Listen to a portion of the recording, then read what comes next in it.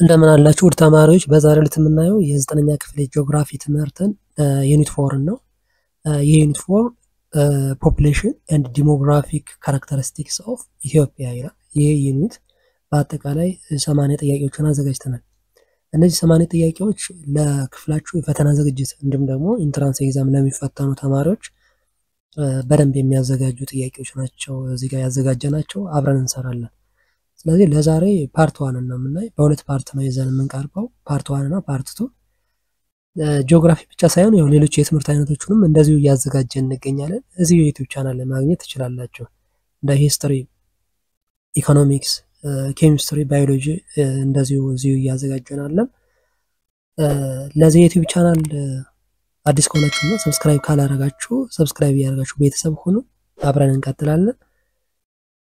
ይህንን ጥያቄዎችን የያዘ በርካታ ጥያቄዎችን እንዲሁም ሞዴል ኤግዛሞችን ጨምሮ በመጽሐፍ መልክ አዘጋጅተናል። መጽሐፉን መግዛት ከፈለጋችሁ እዚህ ጋር በተቀመጠው አድራሻ መሰረት ማግኘት ትችላላችሁ። ለዛሬ ወደ ጥያቄዎቹ እንሂድ። ነምበር 1 what does population geography primarily focus on? A. the distribution of physical resources. B. the spatial analysis of human population. C. the impact of disease on population. D. the social structure of different societies.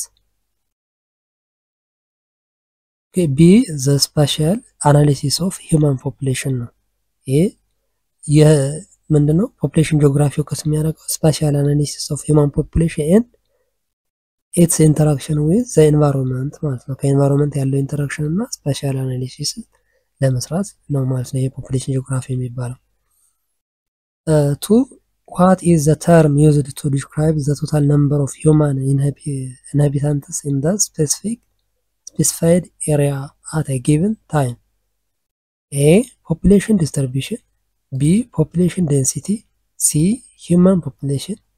D. population growth rate. Okay, C. human population. Okay, the human population refers to the total number of inhabitants in a specific area at a given time.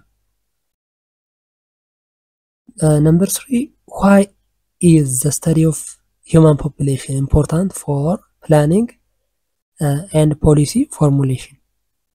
A. it helps determine the number of available jobs. B. it influences economic and social development. C. it focuses on historical population pattern only. D. it aids in predicting weather patterns. B. it influences economic and social development. Okay, studying population helps in the planning of ለምንድነው ለhealth, ለeducation, housing and other sectors that impact on socio-economic development.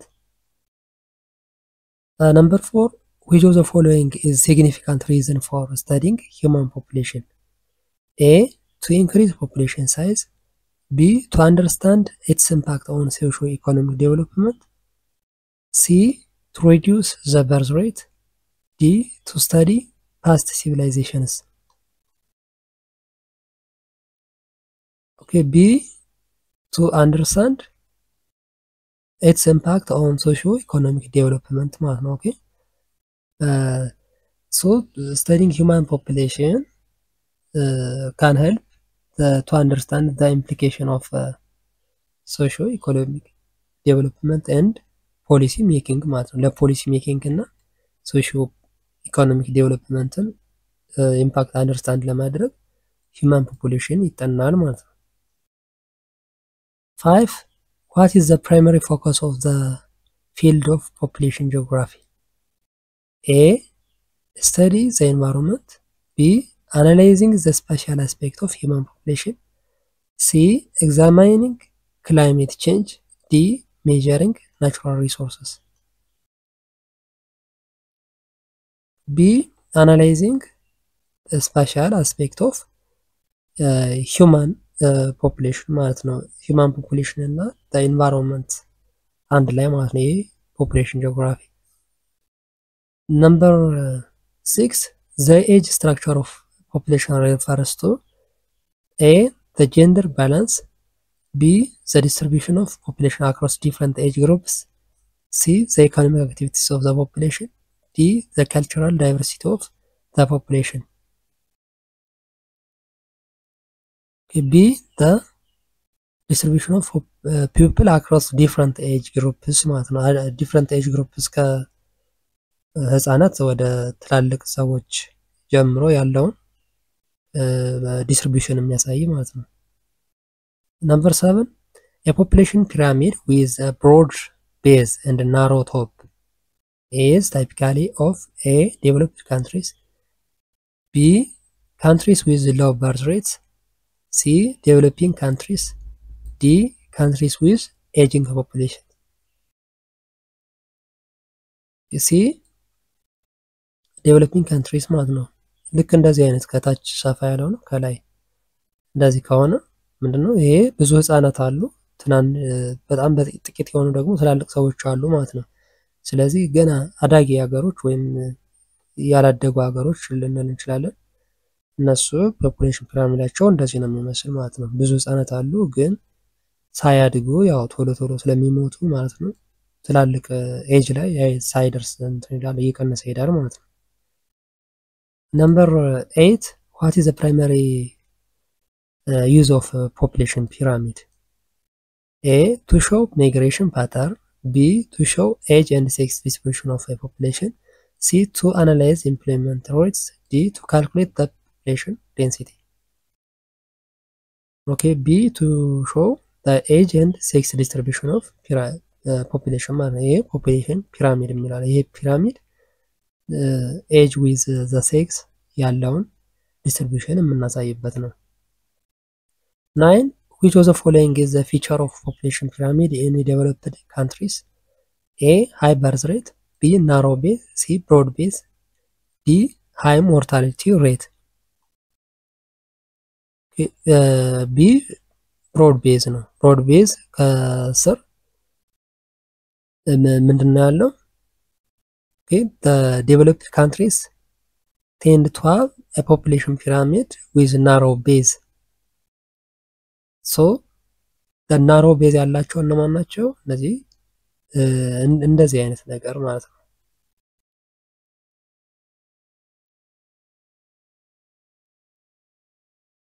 እንደዚህ ከስር ናሮ ከሆነ ይሄ ትንሽ የሚወለድ ትንሽ ህፃናት ነው ያላቸው፣ ወደ መሃል አካባቢ ሰፋ የሚል ማለት ነው። ይሄ ናሮ ቤዝ ያላቸው ዴቨሎፕድ ካንትሪስ ያደጉ ሀገሮች የፖፑሌሽን ፒራሚድ የሚመስለው እንደዚህ ነው። Number 10, the age dependency ratio ADR shows A, the number of children per elderly person, B, the ratio of working age population to dependents, C, the distribution of population by sex, D, the mortality rate of the population. Okay, B, the ratio of working age population dependents. የዲፔንደንስ የሚሰራና የማይሰራ ያንግ ኤንድ ኦልድ ብለን ክላሲፋይ የምናደርገው የሚሰራና የማይሰራ የህዝብ ቁጥርን ለመግለጽ ኤጅ ዲፔንደንሲ ሬሽዮ ይባላል ማለት ነው። 10, which of the following factor has contributed to the population growth in Ethiopia?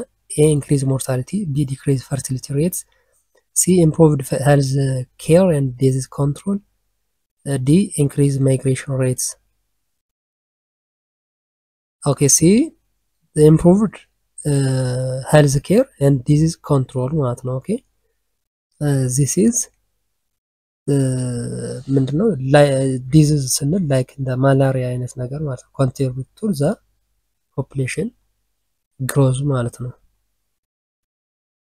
12, population studies are essential for understanding A, the number of resources in a country, B, how to manage environmental issues, C, socio-economic development of the country, D, the cultural practices of a population.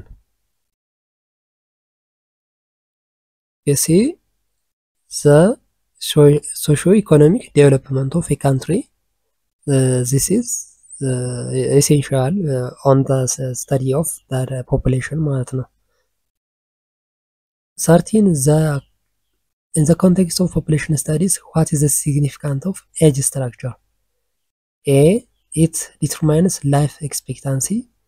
B. It shows how many people can work. C.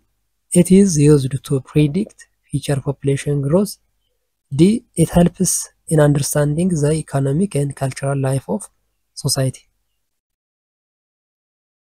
D. It helps understanding the economic and cultural life of the society. 14. What does sex structure refers to in the population? A. The age distribution. B. The male to female ratio. C. The total number of people in the area. D. The level of urbanization. B. ፊሜል ቱ ሜል ሬሾ ነው። ይሄ ሴክስ ስትራክቸር የሚባለው ፖፑሌሽን ላይ ሜል ቱ ፊሜል ሬሾ። 15 how the sex ratio is usually expressed. A. number of males per 100 females. B. number of females per 100 males. C. total number of males and females. D. the percentage of males and females. Okay, A. number of males per 100 females ነው። ይሄ ሴክስ ሬሽዮ የሚባለው ብዙ ጊዜ ኤክስፕረስ የሚደረገው በዚህ ነው ማለት ነው።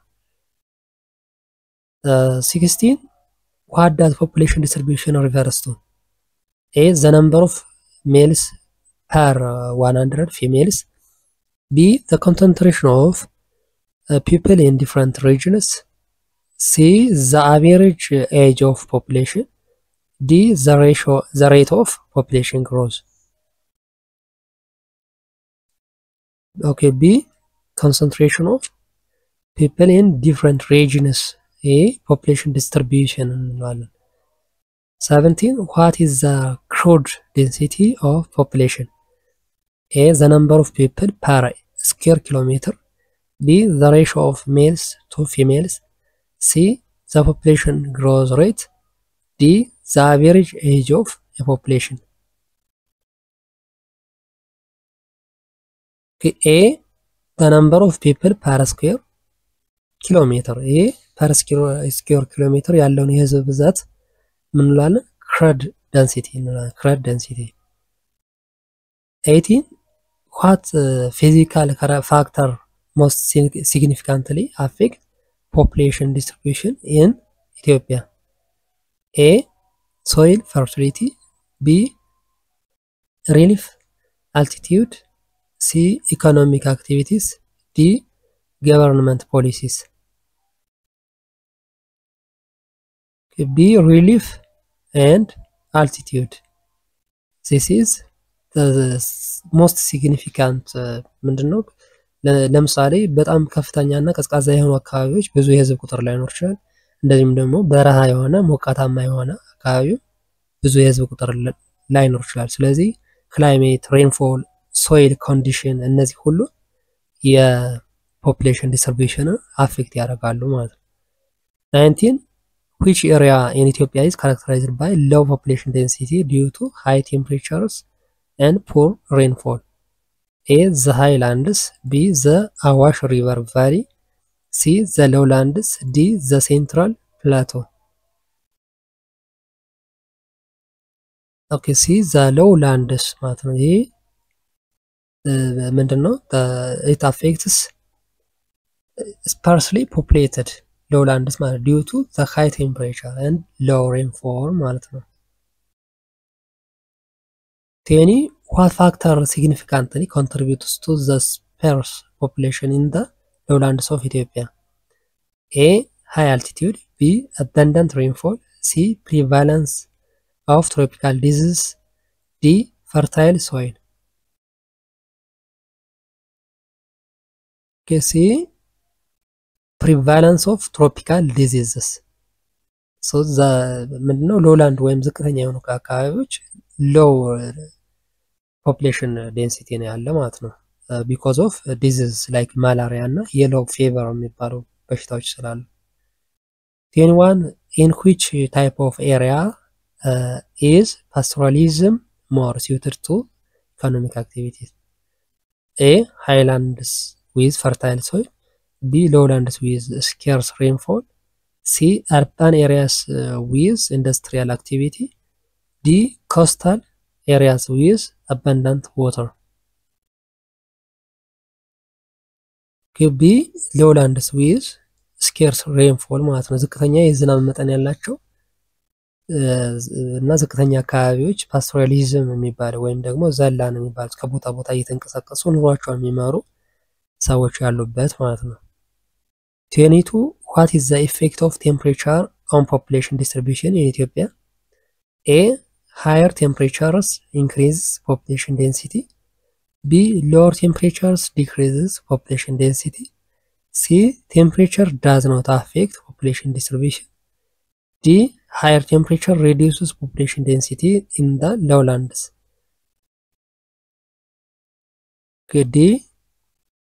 Higher temperature reduce population density in the lowlands ማለት ነው። ስለዚህ ከፍተኛ ሙቀት በረሃ የሆነ አካባቢ ምንድነው ዴንሲቲን ማተር ያደርጋል፣ ፖፑሌሽን ዴንሲቲን ሪዲዩስ ያደርጋል።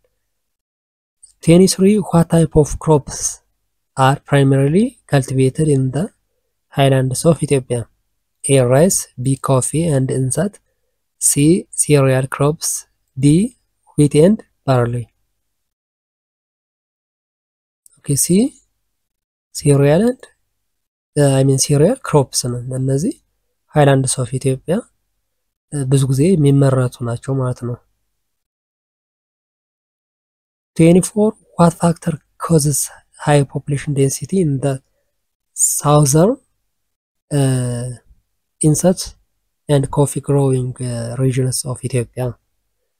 A. Commercial agriculture. B. Fertile soil and better yield per unit area. C. Low altitude. D. Lack of tropical diseases.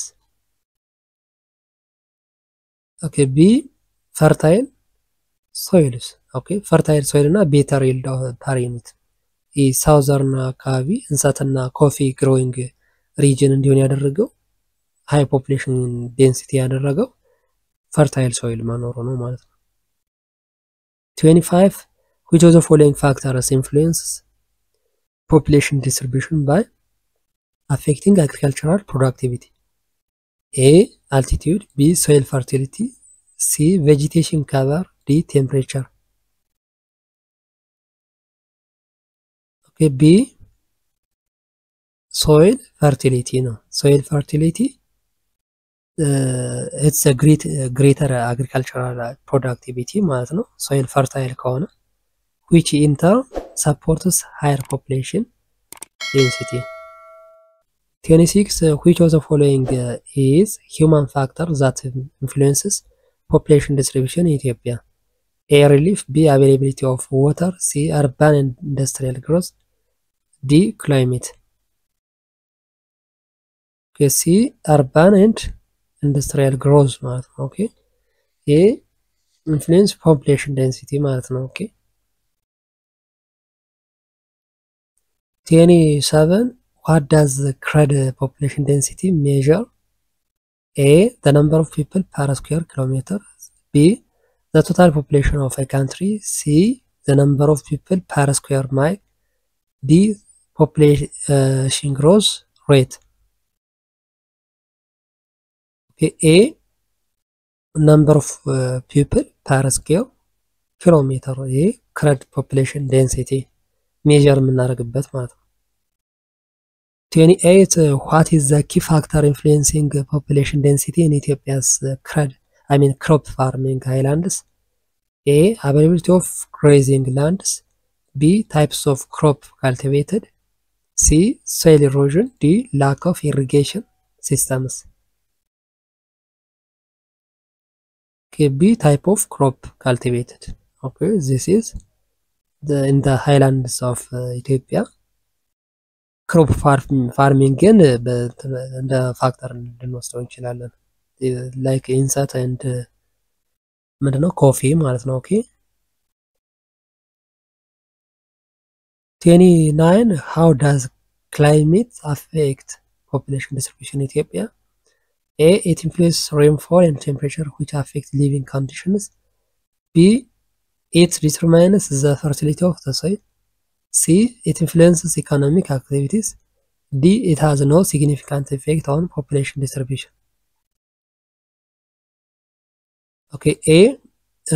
It influences rainfall and temperature ማለት ነው። ኦኬ ክላይሜት አፌክት የሚያደርገው ለዚህ ነው። ሬንፎል እና ቴምፕሬቸርን አፌክት ስለሚያደርግ እነዚህ ደግሞ ለሊቪንግ ኮንዲሽን አፌክት ስለሚያደርጉ ማለት ነው።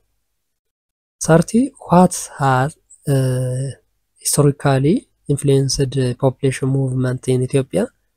A. Availability of water. B. Government policies. C. Agricultural and economic opportunities. D. Geographical barriers. C. Agricultural and economic opportunities ማለት ነው። እነዚህ በከፍተኛ ሁኔታ ፖፑሌሽን ሙቭመንት እንዲኖር አድርገዋል ማለት ነው። ማለት ጥሩ የአግሪካልቸር እንትን ባለበት አካባቢ ሰዎች ሰፋ ብለው እንዲኖሩ ያደርጋል፣ በዛ ብለው ማለት ነው። የኢኮኖሚክ ኦፖርቹኒቲም ሲፈጠር ለምሳሌ ወደ ከተማ ሰዎች የመፍለስ ከተሞች አካባቢ ፖፑሌሽን ዴንሲቲው እየጨመረ እንዲሄድ የማድረግ ሁኔታዎች አሉ ማለት ነው። 31 What is the primary difference between urban and rural settlements in Ethiopia? A. Level of education. B. Population density and dominant economic activities. C. Climate conditions. D. Access to transportation. B. Population density and dominant economic activities. Okay, this is urban and rural. ገጠርና ከተማ ስንል የፖፑሌሽን ዴንሲቲ እና ኢኮኖሚክ አክቲቪቲ ይለያያል ማለት ነው። 32 What characterizes a permanent rural settlement? A. Seasonal movement of people. B. Constant relocation every 5 years. C. Long-term location stability, typically over 10 years. D. Exclusively nomadic inhabitants. C. long-term location stability, typically over 10 years ማለት ነው። ይሄ እንደ permanent rural settlement ይባላል ማለት ነው። ኦኬ 33 Which of the following not a feature of nucleated settlement? A. Homesteads concentrated in one area. B. Isolated home separated by long distances. C. Presence of communal ownership of land. D. Formation of often due to government villagization programs. B. Isolated homes separated by long distances ማለት ነው። ኦኬ 34 What is the significant factor that influences the location of settlements? A. Proximity to shopping malls. B. Availability of natural resources like water and food. C. Government policies. D. Climate change. B. The availability of natural resources like water and food ማለት ነው። 35 What is the term mobile settlements commonly found in population lowlands? A. Urban settlements. B. Villages. C. Temporary settlements. D. Nucleated settlements. C. Temporary settlements ማለት ነው። ኦኬ 36 Which settlement type is associated with processing primarily goods like agriculture, mining, and lumber? A. Rural settlements. B. Urban settlements. C. Temporary settlements. D. Scattered settlements. Okay, B. Urban settlements. It's centers for manufacturing and processing primarily goods ማለት ነው። 37 Urbanization in Ethiopia is primarily result of which phenomenon? A. Colonialism. B. Natural and unplanned growth. C. Government mandates. D. Industrial revolution. B. Natural and unplanned growth ማለት ነው። ኦኬ የኡርባናይዜሽን ወይም የከተማ ድንገት መስፋፋት እንደዚህ ነው። ናቹራል እና unplanned growth እንዲኖረው። ኦኬ 38 which of the following settlements are classified by their seasonal movement? A. Permanent settlement. B. Temporary settlements. C. Urban settlements. D. Grouped settlements. B. Temporary settlements. ሲዝናል ነው። ሲዝናል ሞቭመንት ለምሳሌ ክረምት ላይ የሆነ አካባቢ መቆየት፣ በጋ ላይ ሙቀት ሲሆን የሆነ አካባቢ መሄድ እና እዛ አካባቢ መስፈር ምንድነው ቴምፖራሪ ነው ማለት ነው። 39 what significant challenges do rural settlements face in Ethiopia? A. Overpopulation. B. High dependency on trade. C. Lack of access to modern infrastructure. D. Urban sprawl. C. Lack of access to modern infrastructure ማለት ነው። ይሄ ሩራል ወይም ደግሞ የገጠር ሴትልመንት ማለት ነው። ገጠር ያለ አካባቢ የሞደርን ኢንፍራስትራክቸር ላይክ ሮድስ፣ ኤሌክትሪሲቲ፣ ዋተር፣ ክሊን ዋተር ምናምን እነዚህ አክሰሱ አይኖርም ማለት ነው።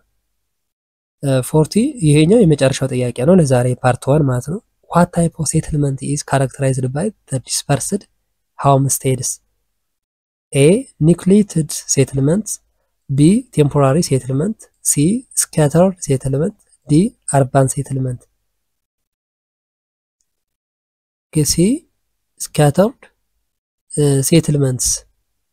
This is homestead separated by the long distances ማለት ነው። ኦኬ ሎንግ ዲስታንስ አኗኗራቸው ምንድነው በጣም የተራራቀ ወይም ዲስፐርስድ የሆነ homesteads እንለዋለን ማለት ነው። ኦኬ ለዛሬው የ9ኛ ክፍል ጂኦግራፊ ትምህርት ጥያቄና መልስ በዚሁ ጨርሰናል። ፓርት 1 ኔክስት ይዘን እንቀርባለን። እስካሁን ባሉ ጥያቄዎች ዙሪያ እንዲሁም ሌሎች አስተያየቶች ካላችሁ ኮሜንት ላይ ጻፉልኝ። ጂኦግራፊ ብቻ ሳይሆን ያው ሌሎች የትምህርት አይነቶችን እንደዚህ በርካታ ጥያቄዎችን እየሰራን እንገኛለን። የዚህ ቶፒክ ዋናው ዓላማ ምንድነው? ተማሪዎች ለኢንትራንስ ኤግዛም እንዲሁም ደግሞ ለክፍላቸው ፈተና በቂ ዝግጅት እንዲያደርጉና ውጤታማ እንዲሆኑ ለማገዝ ነው። ይህንን የትምህርት አይነት እንዲሁም ሌሎችንም እንደ ሂስትሪ፣ ኢኮኖሚክስ፣ ባዮሎጂ፣ ኬሚስትሪ ያሉትንም ለእያንዳንዳቸው እንደዚሁ በርካታ ጥያቄዎችን የያዘ ጥያቄዎችን ከነ ማብራሪያና መልስ ጋር ማለት ነው የያዘ መጽሐፍ አዘጋጅተናል። እነዚህ መጽሐፎች መግዛት ከፈለጋችሁ እዚህ ጋር በተቀመጠው አድራሻ መሰረት ኮንታክት አድርጉን። ለዚህ የዩቲዩብ ቻናል አዲስ ከሆናችሁና ሰብስክራይብ ካላደረጋችሁ ሰብስክራይብ ያደርጋችሁ ቤተሰብ ሆኑ። በሚቀጥለው በሌላ ቶፒክ እስከምንገናኝ ሰላም ሁኑ።